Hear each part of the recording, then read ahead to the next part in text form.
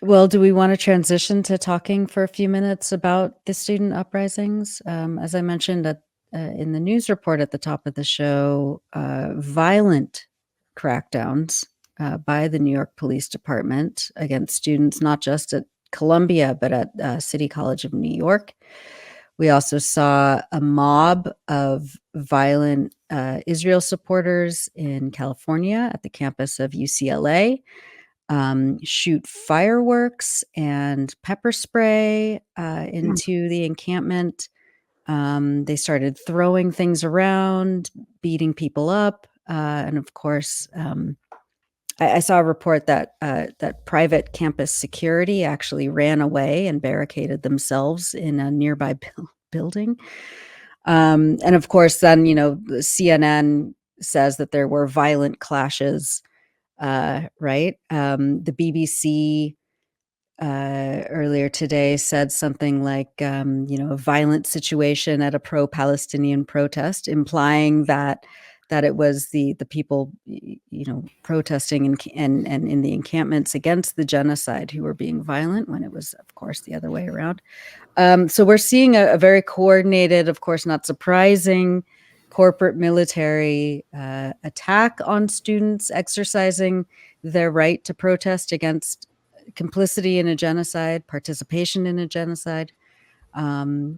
And it's the exact same deceptive media tactics that are used against Palestinians. Passive That's voice exactly it, in right? the headlines, Yeah, implying strongly implying the opposite of what actually right, happened in real right, life. The students were attacked by Zionist gangs, right. And and in they not they at try to Northeast imply the opposite. That's right. and at Northeastern University, which is in Boston, which by the way, a few years ago, Nora, of course, you'll remember this. You reported on it. I think Northeastern was the first university in the United States to outright ban Students for Justice in Right. Palestine. They had to And now, sue. Yeah, yeah, exactly. so at Northeastern, they used the pretext that someone had shouted "Kill the Jews" Right. in order to send in the police and beat up the students and arrest people. But the person who shouted "Kill the Jews" was someone from a pro-Israel extremist Yeah. counter demonstration who was doing Yeah. it as a provocation, and they just used that as the pretext. And I mean, And the university still has not retracted its claim no. that it was that it was Palestine solidarity activists Well, who no, I shot. think they actually did. I saw a statement from the Oh, university that said, well, it doesn't matter. That ah, language is unacceptable right, on right, our right. campus. But I mean, it's just Orwellian. It's But amazing. I think that what are we seeing here? What are we seeing here? I Yeah, mean, I went to college in the late 80s, early 90s in the United States on a campus where there were protests all the time. At that time, there were encampments over apartheid South Africa, US intervention in Central America. There were occupations of the main building. There were protests against the Reserve Officer Training Corps, the military recruitment on campus. There were protests against CIA recruitment on campus. I can't recall it. I took part in protests. I took part in unauthorized protests. Usually you had to get like a permit to hand out flyers and so on. And this was during the first Intifada. And there's no. I remember that our university gave an honorary doctorate to President Bush, the first one, the elder, and there were protests about that. This was around the time of the Iraq War, and on no occasion, did the university call the police. yeah, On no occasion were students arrested. This same university. Immediately when an encampment went up, I haven't seen violence at my alma mater yet, but they immediately threatened the students with arrest, the dean of students. That never happened in my time. And of course, I'm just giving that as one example that what we're seeing is something quite extraordinary. And I think it represents a complete breakdown of the pretense of the liberal order. What we're seeing is the collapse of the pretense of liberal democracy that has already affected our politics, where we're censored on all these platforms, where it doesn't matter who you vote for, you get the same thing, where the intelligence services run massive propaganda and disinformation campaigns like Russiagate, and all this stuff has now spread to the universities, where the pretense that these were havens of free speech and academic freedom was always a lie. 10 years ago, Stephen Salaita was fired by the University of Illinois in a famous case for speaking out against the war in Gaza then.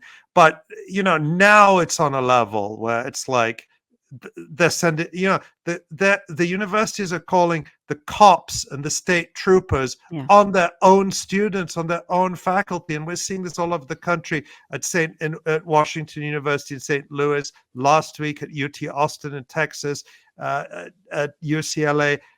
It is just, they're sending in the stormtroopers. Yeah.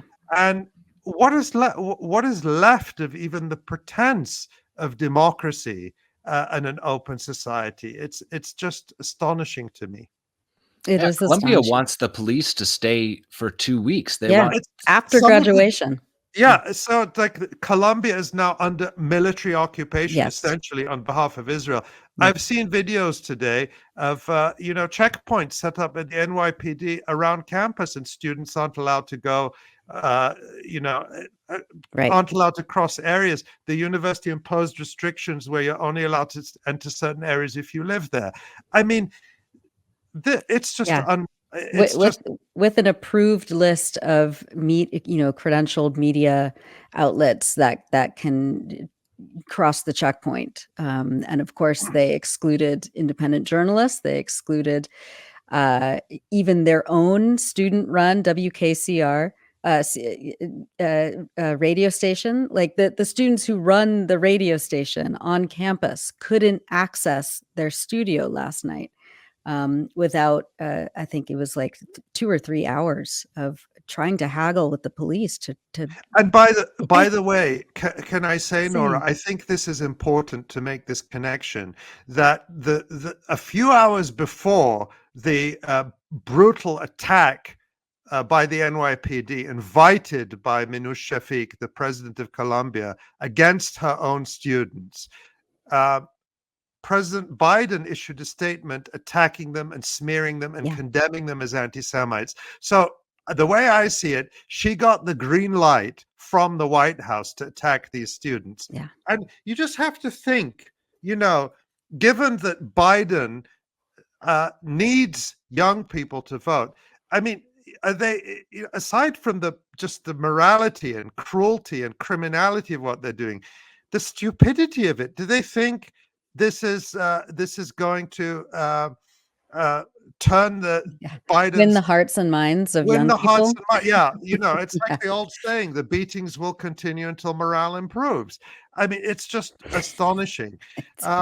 Speaking of the beatings, there's the cops also were praised last night on CNN for their restraint and their care, not hurting any students. Meanwhile, students were uploading videos. Just like the Israeli army is the most moral army in the world, who go to great lengths to protect civilians. The NYPD is the most moral and just moral. Yes, we have a video that here we go. So this is Columbia University student who was pushed down the stairs, became unconscious and was denied access to medical care. And as I said in the report, there are many students who had to be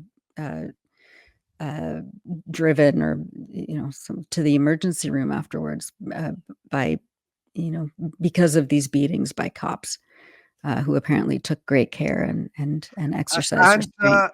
And of course, at St. Louis University, people may have seen the video in St. Louis. I think it was at Washington University. No, it was at SIEU, Southern Illinois. Oh, yeah.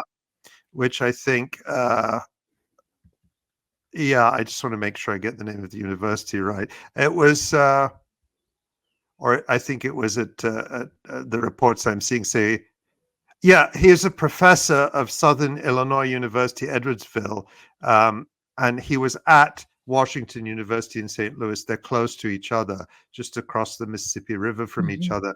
And Steve Tamari is a Palestinian American professor, and he was beaten by the police and put in hospital. He was severely injured. And Steve Tamari is someone we know. He's a kind, gentle man, and faculty being brutalized.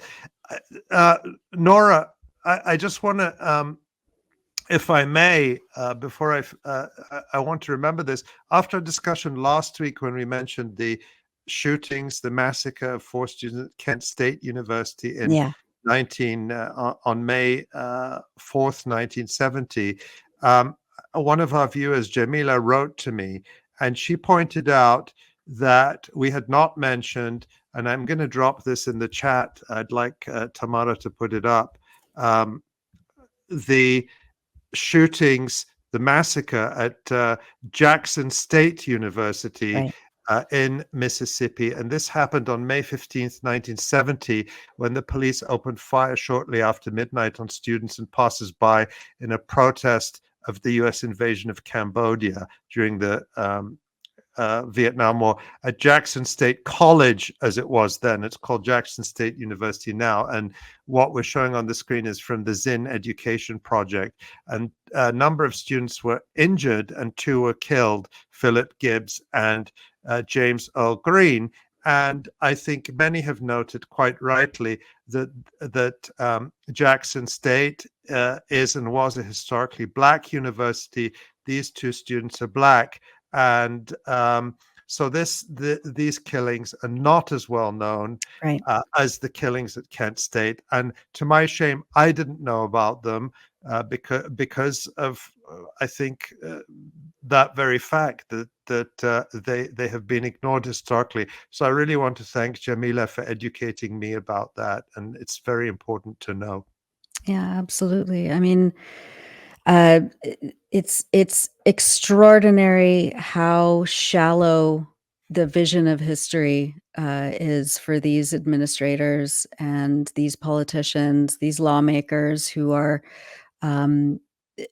throwing everything they can at trying to suppress this growing militant student movement which is calling for an end to the U.S. complicity in genocide.